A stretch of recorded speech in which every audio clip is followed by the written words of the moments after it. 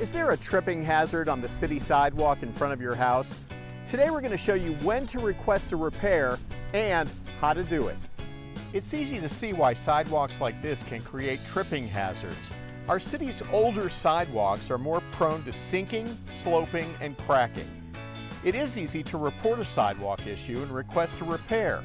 You can either call our Public Works Department at 972-769-4140 or use our amazing Fix-It app. Our crews will come out and look for one of two criteria for making repairs: tripping hazards or sloping concrete.